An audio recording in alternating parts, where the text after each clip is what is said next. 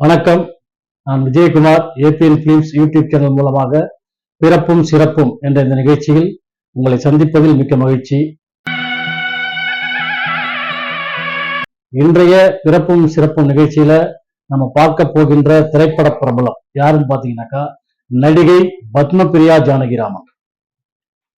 அதாவது பத்மபிரியா அப்படிங்கிற ஒரு நடிகையை உங்களுக்கு தெரிஞ்சுக்கிறதுக்கு உடனடியா புரிய வைக்கிற மாதிரி ஒரு படம் சொல்லணும்னா மிருகம் அப்படிங்கிற ஒரு படம். ஆதி அறிமுகமான அந்த படத்துல பத்மபிரியா நடிச்சிருப்பாங்க. பிரமாதமா நடிச்சிருப்பாங்க. அப்படிப்பட்ட ஒரு சிறந்த நடிகை பத்மபிரியா அவர்கள் 1980ஆம் வருடம் பிப்ரவரி மாதம் 28ஆம் தேதி டெல்லியில ஜானகிராமன் விஜயா என்ற தம்பதிக்கு மகளாக பிறந்தவர் இந்த பத்மபிரியா. இவங்க நடிப்பு துறையில நிறைய ஆர்வம் உள்ளவங்க, நடிப்பதற்காக தன்னை தயார்படுத்திக் கொண்டவர்கள் அப்படிதான் சொல்லணும். ஏன்னா அவ்வளவு சிறப்பான நடிப்பு அவங்க கொடுத்துருக்காங்க. அவங்க நடிச்ச படம் எல்லாத்துலயுமே அற்புதமான ஒரு நடிப்பு கொடுத்துருக்காங்க. அதாவது தனியா தெரியக்கூடிய அளவுக்கு நடிகைகள்லயே தன்னுடைய கதாபாத்திரம் தனியா தெரியணும் அப்படிங்கிற ஒரு எண்ணத்தோடு அந்த கதாபாத்திரங்களை தேர்வு செய்து மிக சிறப்பான முறையில் நடிப்பை கொடுத்து மக்கள் கிட்ட நல்ல பேர் வாங்க.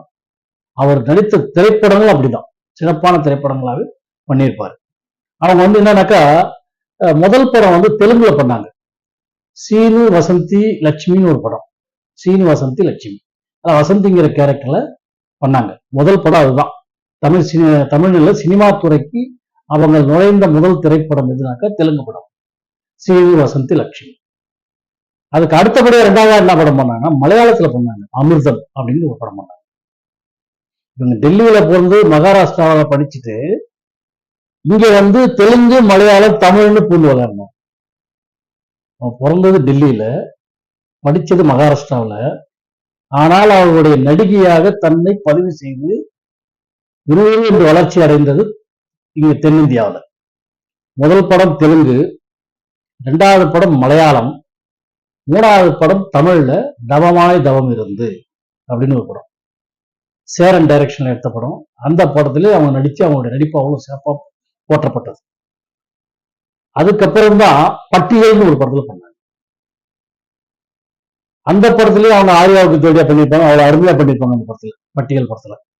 அதுக்கப்புறம் பாத்தீங்கன்னாக்கா மிருகம் அப்படின்னு ஒரு படம். அதுல ஆதி அறிமுகம் ஆகியிருப்பாரு. ஆதின்ற ஒரு நடிகர் அவருக்கு ஜோடியாக நடிச்சிருப்பாங்க. அதுல அவர் மகா மோசமான ஒரு கேரக்டர் நடிச்சிருப்பாரு. அவரை எதிர்த்து நின்று துணிச்சலோட போடக்கூடிய ஒரு மனைவியா அவருடைய மனைவியா அவங்க நடிச்சிருப்பாங்க.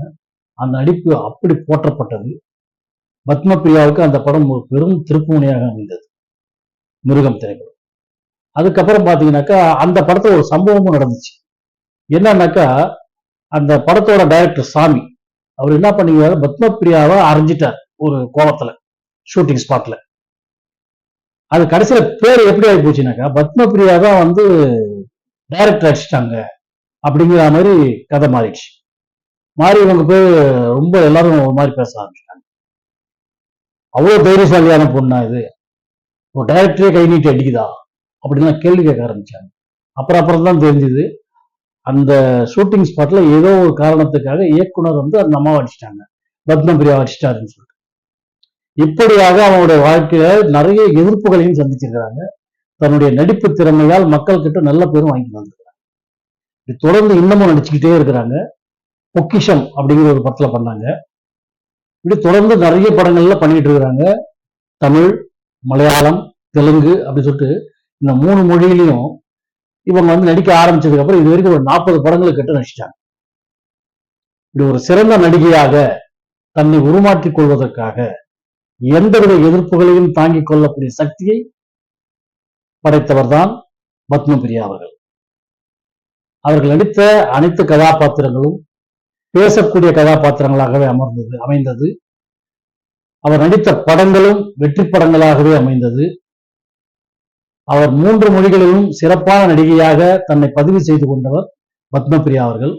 அவர்கள் பிறந்த இந்த பிப்ரவரி 28ஆம் தேதியை நாம் ஒரு சிறந்த நடிகைக்கான தினமாக கொண்டாடுவோம் என்று கூறி விடைபெறுகிறேன். நன்றி, வணக்கம்.